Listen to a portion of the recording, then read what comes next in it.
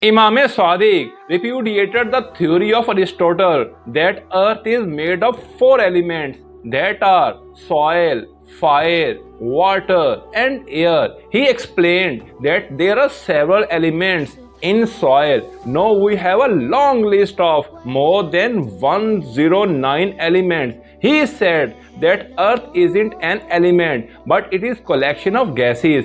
In 1733, Joseph Priestley found the oxygen on the basis of Surah Taqweer, verse number 6. وَإِذَا الْبِحَارُ سُجِّرَتْ, when ocean will be put into fire. He said that water isn't an element. In 1766, Henry Cavendish passed electricity in water and separated oxygen and hydrogen. Hydrogen gas is used to melt the metals, and hydrogen bomb can cause destruction.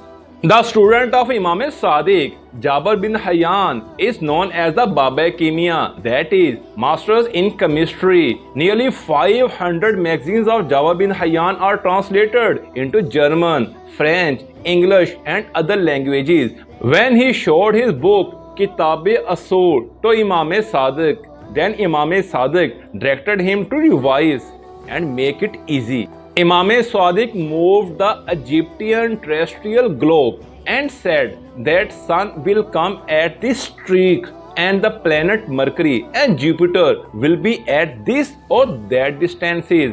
Imam Sadiq explained that there are certain stars which are bigger than our sun. Moon is 8 times smaller than our earth.